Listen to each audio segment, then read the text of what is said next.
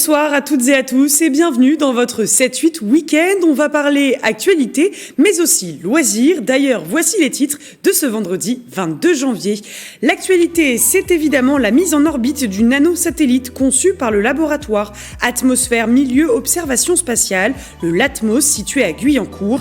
Il aura lieu samedi 23 janvier à 15h40. Nous en parlerons avec notre journaliste Bichente Mérien Santisteban et notre invité Moustapha Mefta, principal investigateur scientifique de la mission UVSQ-SAT. Nous vous proposerons aussi les idées, sorties et loisirs de Célia Gatsongo avec de la cuisine ou encore du cinéma avec un hommage à Jean-Pierre Bacry.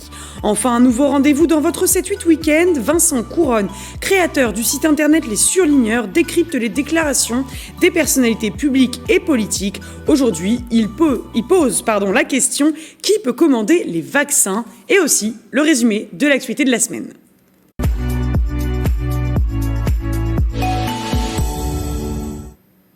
Comme je vous le disais en titre, l'actualité, c'est le lancement du nanosatellite conçu par le laboratoire Atmosphère Milieu Observation Spatiale, situé à Guyancourt. Il devait être mis en orbite aujourd'hui, vendredi 22 janvier. Ce sera finalement demain, samedi 23 janvier. Ce nanosatellite du LATMOS est actuellement à bord de la navette Falcon 9 de SpaceX. Pour nous en parler, Bichente Mérien Santisteban, bonsoir. Bonsoir, oui, comme vous venez de le dire, Éléonore, l'UVSQ-SAT du LATMOS de Guyancourt ne partira que demain et pour cause des dernières vérifications de sécurité ont dû être effectuées au deuxième étage de la fusée. Qu'est-ce que la mission UVSQ-SAT ? C'est un nanosatellite un peu plus grand qu'un Rubik's Cube destiné à l'étude du climat et du Soleil.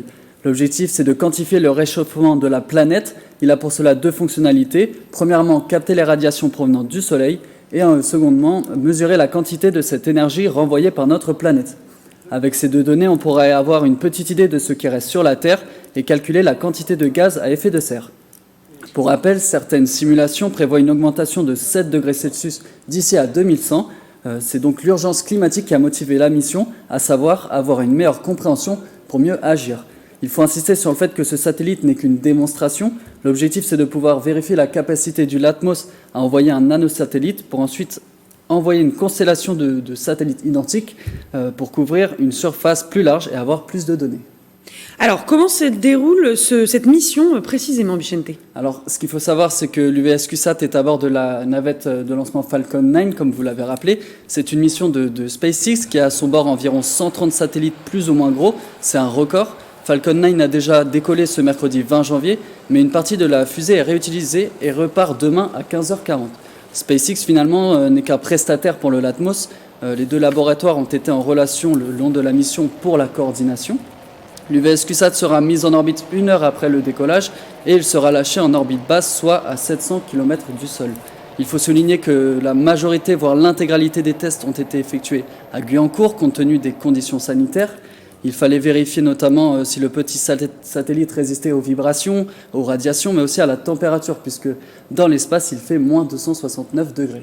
En effet. Alors, dans ce cas, du coup, pourquoi l'UVSQ, le LATMOS ont choisi un nanosatellite plutôt qu'un satellite normal ? Eh bien, le nanosatellite a ses avantages. Il est d'abord moins cher à produire.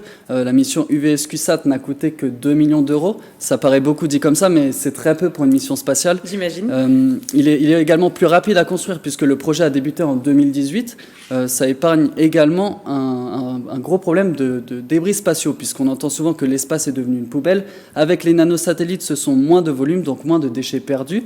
Ces satellites sont généralement équipés de systèmes de désorbitation, ou autrement appelés fin de vie, pour ne pas polluer l'espace.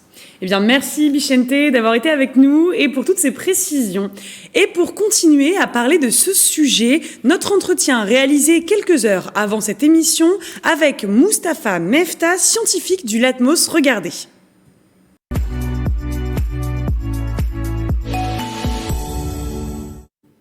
Bonjour Moustapha Mefta, vous êtes le principal instigateur scientifique de la mission UVSQ-SAT du LATMOS, qui est le laboratoire, je le rappelle, Atmosphère Milieu Observation Spatiale. C'est hébergé en partie à l'observatoire de Versailles-Saint-Quentin en Yvelines. Vous faites donc partie de l'équipe qui a conçu ce nanosatellite. Concrètement alors, quelle a été votre implication ? Alors, mon implication, bonjour madame. Tout d'abord, mon implication, c'était de mettre en œuvre une idée scientifique. Donc notre programme est dédié à l'observation de la Terre et aux relations Soleil-Terre. Et ensuite, nos travaux, c'est d'essayer de trouver des fonds, des financements, de mettre en œuvre toute une stratégie pour pouvoir développer une mission spatiale de A à Z, donc c'est-à-dire de la définition jusqu'à la mise en orbite d'un satellite et de l'exploitation scientifique de ces données. Combien de personnes travaillent avec vous sur ce projet ? Alors sur ce projet, on a été plus d'une quinzaine de personnes, avec des fonctions différentes et des corps de métier différents.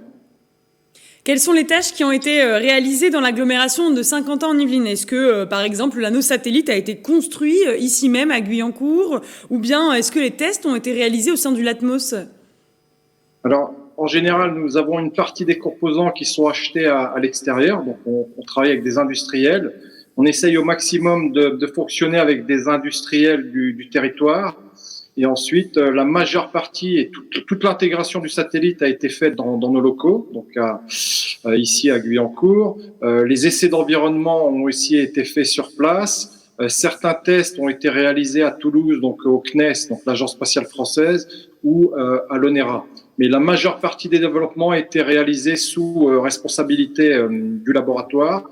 Et l'intérêt majeur, au vu de la période particulière que nous traversons, c'était d'avoir une approche qui nous permettait de mettre en œuvre justement une forme de réappropriation, d'autonomie, d'indépendance. Et nous avons essayé de mettre au maximum une mise en avant du territoire. Donc on l'a bien compris, mise en avant du territoire, beaucoup de choses réalisées quand même au sein du Latmos à Guyancourt. Qu'est-ce qu'apporte justement finalement l'université Versailles-Saint-Quentin en Yvelines à cette mission ? Alors, ce qu'apporte l'université, déjà, c'est la matière grise. À savoir des cerveaux, des personnes qui vont mettre en œuvre une stratégie scientifique, dans notre cas de figure, une stratégie d'observation de la Terre, en lien avec le climat, pour pouvoir travailler donc sur l'orientation future du climat, notamment sur les décennies qui viennent, pour pouvoir consolider des modèles. Donc, les universitaires, les modélisateurs mettent en œuvre des modèles, et pour pouvoir consolider ces modèles, nous devons aussi développer des instruments. Donc pour nous, ce qu'il y a de vraiment très important, c'est qu'à la fois donc le scientifique, c'est-à-dire notre travail, doit être à la fois combiné d'une approche donc d'études théoriques, mais aussi d'observation. Donc on doit mettre en œuvre une stratégie pour développer des satellites, pour pouvoir observer, mieux comprendre les interactions avec le milieu et l'atmosphère, et enfin, un troisième paramètre, c'est agir et proposer des solutions. Alors le lancement du nanosatellite et de la mission du coup VSQ-7 a été décalé plusieurs fois. Le lancement était initialement prévu en décembre 2020. Quelle en a été la raison ? Est-ce qu'il y a plusieurs raisons à ces décalages assez successifs ? Alors, c'est systématique dans notre façon de travailler. Vous savez, un lancement, c'est toujours particulier, hein. Donc, la particularité de ce lancement, donc c'est un lancement qui va être réalisé par SpaceX et le nom de la fusée, c'est Falcon 9. Et donc, on est sur un cas particulier, hein. Donc, c'est un Small Sat Rideshare, c'est-à-dire un transporteur de plus d'une centaine de satellites qui va être mis en orbite pour ce lancement particulier. Donc les événements sont particuliers dans le sens où il peut y avoir à un moment des problèmes ou des soucis par rapport à certains fournisseurs de satellites comme nous. Donc on décale très légèrement. Et donc plus de 100 satellites à intégrer sur un seul lanceur, c'est une prouesse technologique. Donc, comme vous pouvez vous en douter, on a assisté à un feu d'artifice dans l'espace et à beaucoup de pyrotechnie. Et ensuite, il peut y arriver à un moment des petits imprévus. Typiquement, je peux vous raconter une anecdote. On devait à un moment partir ce 14 janvier, initialement 2021. Et à un moment, des chaînes pyrotechniques ont été activées et 2 satellites ont été éjectés par accident. Donc ça, c'est pour cette raison aussi qu'on peut avoir même jusqu'au dernier moment un décalage. Alors aujourd'hui, nous sommes dans une phase où évidemment il faut aussi de bonnes conditions météorologiques, donc ces paramètres restent quand même complexes, hein. Vous parlez de SpaceX juste avant. Comment s'est passé justement les relations avec SpaceX ? Alors, les relations avec SpaceX sont très bonnes. On a en face de nous une compagnie qui est une image excellente par rapport à ce que l'on met en avant aujourd'hui, c'est-à-dire le New Space, une nouvelle stratégie pour développer le spatial. Ensuite, dans notre cas de figure, on passe par un intermédiaire pour gérer nos affaires de lancement, pour la simple et bonne raison que pour pouvoir discuter en direct avec SpaceX et mettre en orbite des dispositifs, il faut au moins 1 million d'euros de charges utiles à mettre en orbite. Dans notre cas de figure, pour avoir un ordre d'idée, on est aux alentours de 100 000 euros le kilogramme qui doit être mis en orbite. Eh bien, merci pour toutes ces précisions et d'avoir été avec nous, Mustapha Mefta.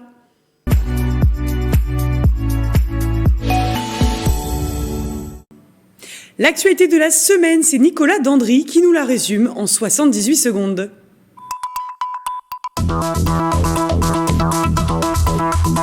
Cette semaine a commencé avec la poursuite du déploiement de la vaccination dans les Yvelines. 9 centres ont commencé leur activité. Parmi ces sites, le Vélodrome national de Saint-Quentin en Yvelines et un centre social et culturel à Saint-Germain-en-Laye. Une vaccination ouverte depuis le lundi 18 janvier aux personnes de plus de 75 ans. Ce jour-là, Nadia Hay, ministre déléguée à la ville, s'est rendue à Poissy. Un déplacement dans le cadre du projet de cité éducative déployé sur la commune. Objectif, développer l'accompagnement éducatif des enfants dans les quartiers prioritaires. Elle pourrait soutenir l'activité des commerçants. Les soldes d'hiver ont commencé mercredi 20 janvier. La veille, les magasins se préparaient dans un contexte particulier avec la crise sanitaire. La règle, c'est l'adaptation des horaires par rapport au couvre-feu et la diminution des stocks face à la baisse anticipée des ventes. Mercredi, c'était aussi le lancement des inscriptions sur la plateforme Parcoursup. Objectif, trouver la formation en études supérieures pour la rentrée en septembre 2021. Pour aider les lycéens dans leur choix, le salon de l'étudiant a ouvert de manière virtuelle le jeudi 21 et se tient jusqu'au samedi 23 janvier à distance.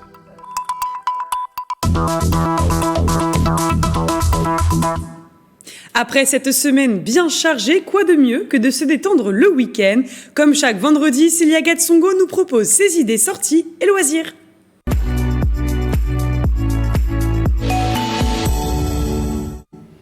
Merci Éléonore. Et cette semaine, nous allons parler cuisine avec le couvre-feu à 18h. Plus aucune raison de ne pas se mettre au fourneau le soir. Alors, que manger lors du souper? La chef Soraya Mezawer a concocté une recette typiquement libanaise pour l'occasion.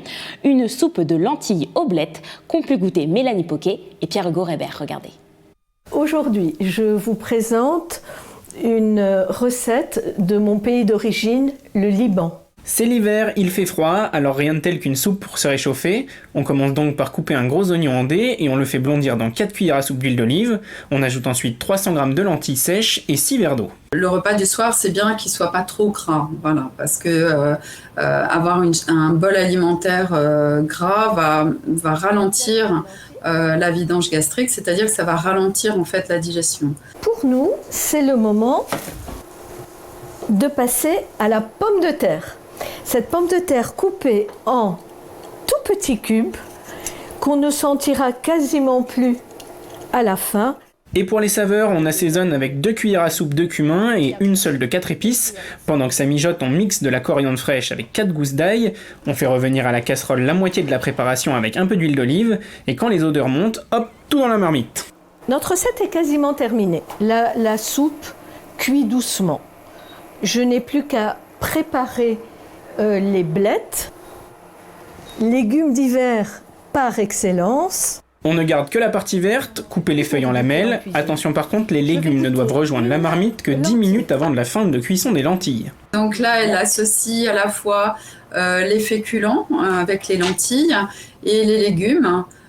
Tout ça sous forme de potage, donc ça va hydrater le corps. Pour la touche finale, un peu de sel et du jus de citron selon votre envie. Ajoutez sur le dessus le reste de la coriandre. Et voilà, la soupe qui réchauffe aussi bien les corps que les cœurs et qui fait voyager loin sans avoir besoin d'acheter des billets. Didier, un air de famille ou encore le sens de la fête. L'auteur, acteur et scénariste Jean-Pierre Bacri nous a quittés ce lundi 18 janvier. Justine Brasier, bonjour. Bonjour. Vous avez voulu lui rendre hommage. Jean-Pierre Bacri s'imposait comme une figure majeure du cinéma français. Exactement, Célia, elle a conquis le cœur de beaucoup de Français, en effet.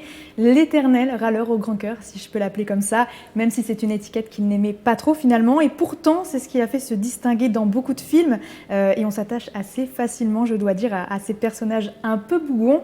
Je vous propose de regarder un exemple avec Le sens de la fête d'Olivier Nakache et Eric Tolenado, sorti en 2017. L'autre jour, vous m'avez envoyé merci Seb pour ton gentil massage. Tu vois, voilà, ça c'est ce putain de correcteur. En plus, je trouve pas les ponctuations. Je me retrouve avec des trucs débiles, là, ces ronds jaunes qui tirent la langue, avec des lunettes de soleil. Des smileys, ça. Ouais, voilà, ça, là, ouais. Et c'est un artiste qui avait un certain franc-parler. Et aussi bien dans la réalité que dans ses rôles.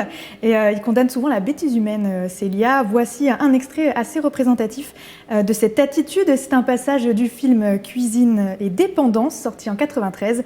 Qu'est-ce que la majorité, finalement ? Et alors, quel rapport ?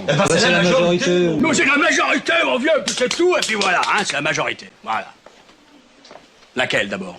Laquelle ? Celle qui pensait que la Terre était plate ? Celle qui veut rétablir la peine de mort ? Celle qui se fout une plume dans le cul parce que c'est la mode ? Laquelle, exactement ? Le film est une adaptation de la pièce de théâtre de 1991 qui a été coécrite par Jean-Pierre Bacri et sa partenaire au cinéma, comme dans la vie, Agnès Jaoui. Le binôme s'est rencontré en 1987. Ils ont écrit ensemble 9 films, parmi lesquels donc Cuisine et dépendance, dont on vient de voir l'extrait, ou encore Le goût des autres et Un air de famille. Et la réplique la plus culte de Jean-Pierre Bacri, c'est... Alors, beaucoup s'accordent à dire qu'elle provient du film Didier de Alain Chabat qui est sorti en 1997. C'est une comédie en fait dans laquelle donc Alain Chabat incarne un labrador qui s'est transformé en humain. Et donc, il a des réactions de chien, donc parfois un peu bizarres dans la réalité. Regardez. Didier, tu peux pas, quand tu vois quelqu'un, tu peux pas d'entrer comme ça, lui sentir le cul. C'est important, ça, c'est très important. On ne sent pas le cul quand on connaît pas. D'accord ? Il nous aura bien fait rire, hein, en tout cas. Et petit clin d'œil au département, puisque Jean-Pierre Bacri est passé dans les Yvelines, par les Yvelines. Exact, c'était en 1990. Il était venu précisément à Poissy et à Archères pour en fait le film La Tribu, un film d'Yves Boisset, donc pour le tournage. Et puis, il est aussi passé par le théâtre du Montancier en 2016 pour y jouer la pièce Les Femmes Savantes. Merci beaucoup, Justine. Avec plaisir.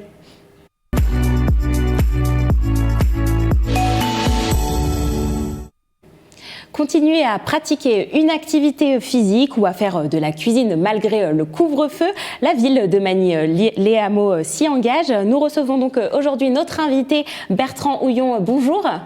Bonjour. Vous êtes donc le maire de Magny-les-Hameaux. Sur la page Facebook de la ville, on peut voir des petites vidéos sportives. D'abord, qui les réalise ? Alors, ce sont les éducatrices et éducateurs sportifs de la commune qui, donc, ils sont 3 et ils proposent donc chaque semaine différents exercices à faire chez soi. D'accord. Et donc, justement, quel sport est pratiqué ?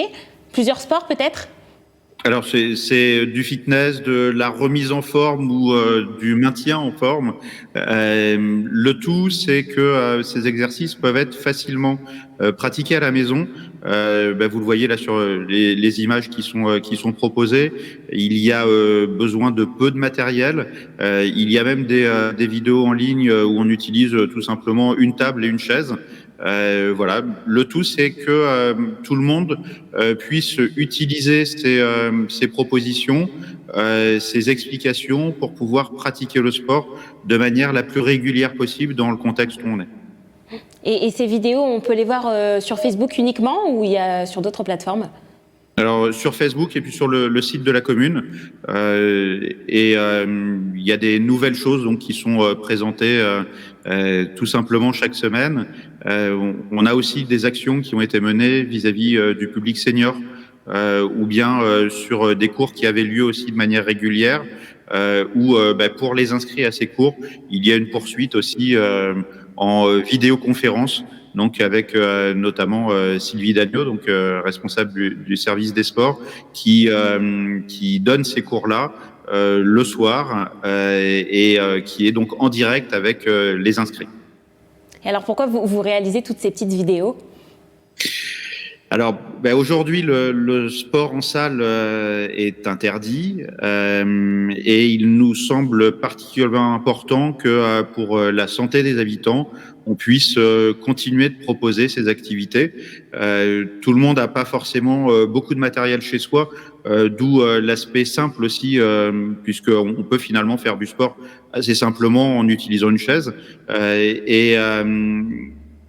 On dit souvent, et encore plus actuellement, que le sport permet de maintenir en forme, permet aussi de lutter contre certaines maladies, de rester en bonne santé plus longtemps. Et dans le contexte sanitaire dans lequel on est, on sait aussi que la pratique de l'activité physique permet de réduire un certain nombre de risques liés à l'épidémie actuellement aussi. Le service jeunesse et citoyenneté de la ville, appelé aussi Capado, était également très actif sur sa page Facebook. Voilà, c'est en fait un petit peu tous les services se sont mis au fur et à mesure à proposer des différentes activités. Alors pour le service jeunesse et citoyenneté, on est passé de recettes de tenders de poulet, de madeleine à faire, à des ateliers aussi et des tutos pour pouvoir fabriquer ces balles de jonglage et puis apprendre finalement à jongler, ou bien encore il y a eu une recette un peu particulière qui a été, il me semble, un savon nourrissant pour les mains. Dans le contexte actuel encore, voilà, ça peut être utile et ça permet aussi de passer un certain nombre de messages. D'abord qu'on peut facilement faire de la cuisine chez soi, qu'on peut aussi facilement créer des produits d'hygiène soi-même. Ça permet aussi d'accompagner l'éducation à l'autonomie et notamment à l'usage de moins de plastique, par exemple. Et très rapidement, dernière question, est-ce que vous avez de nouvelles vidéos qui vont être présentées ? Alors, on continue toujours donc d'alimenter avec des vidéos sur le sport, un petit peu moins actuellement sur la jeunesse puisque le service a rouvert. Donc du coup, ils accueillent de nouveau les jeunes de la commune directement dans les lieux en respectant donc les protocoles sanitaires. Par contre, on engage un certain nombre d'actions, notamment dans le domaine de la culture, et on va avoir une première retransmission qui va avoir lieu le samedi 6 février à 20h30, qui sera le concert de notre harmonie manicoise. Donc, qui ne peut pas avoir lieu en direct. On leur a permis d'accéder aux salles pour faire leur répétition. Et donc, ça sera une première. Et on espère pouvoir continuer de proposer comme ça des activités pour finalement occuper un peu aussi les soirées de couvre-feu en trouvant de la culture, trouvant du sport au niveau de Manille-les-Hameaux. Et puis, ça permet de continuer d'avoir du lien aussi avec tout le monde, puisque on finit aussi par se lancer quelques défis. Merci beaucoup Bertrand Houillon d'avoir été notre invité. Et le 7-8 Week-end se poursuit avec Éléonore.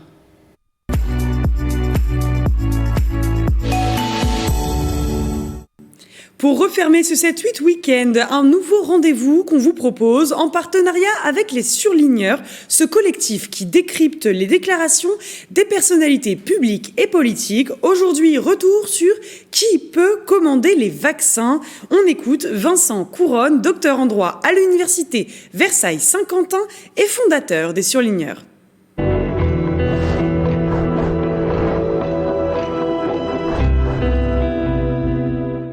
Nombreux sont ceux qui, depuis quelques semaines, et l'information selon laquelle la France avait pris un retard dans la vaccination qui frôle le ridicule à côté de ses voisins européens, nombreux sont ceux qui, depuis, tentent de comprendre pourquoi un tel retard. Je dis retard et pas raté, car, à en croire le gouvernement, cette lenteur évolue dans un pays où la défiance à l'égard du vaccin dépasse les 50%. Mais il y en a un qui a une solution, c'est Hervé Morin, le président de la région Normandie. Il a annoncé sur LCI que sa région était en négociation avec un laboratoire pour ses propres doses de vaccins, jugeant qu'il faut vacciner le plus massivement et le plus rapidement possible. Pourquoi pas en effet mettre les collectivités locales au cœur du dispositif de vaccination. Sauf qu'il y a un hic. Et pour comprendre ce hic, il faut faire un peu d'histoire. Remontons aux grandes lois de décentralisation de 1981. À l'époque, l'État, qui ne laisse que des miettes de pouvoir aux communes et aux départements, décrète un Big Bang territorial et dans ce flux de pouvoir transféré aux collectivités, il y a la vaccination qui devient une compétence des départements. Sauf que, il faut croire que l'expérience n'a pas été concluante, 13 ans plus tard, en 2004, une autre loi vient rendre à l'État ce qui lui appartenait à l'origine. Il laisse cependant au département la possibilité de continuer à gérer ses campagnes de vaccination, mais seulement après une convention signée avec lui. À l'époque, 59 départements ont fait ce choix. Mais beaucoup ont depuis abandonné ce rôle trop coûteux dans un contexte de crise des finances publiques locales. Vous l'aurez compris, les régions ne font pas partie du dispositif. C'est le hic. Hervé Morin dit vouloir organiser la vaccination dans sa région, mais il est probable qu'il ne puisse pas le faire. Voilà donc une belle annonce qui en réalité a peu de chances d'aboutir. Mais cette annonce a au moins un mérite, montrer le volontarisme, certes à peu de risque ici, des collectivités locales qui se plaignent d'être les oubliés de la stratégie vaccinale et dire politiquement qu'on est pour le vaccin et qu'on incite ses citoyens à se faire vacciner. Vous savez, depuis quelques jours, une blague circule en Allemagne sur une discussion entre un Français et un gouvernement. « Ah non, moi, hors de question que je me fasse vacciner. »« De toute façon, vous n'y avez pas droit, » lui répond le gouvernement. « Quoi ? Je n'y ai pas droit ? Rendez-moi mes droits, vaccinez-moi. » Là voilà peut-être la stratégie gouvernementale de vaccination.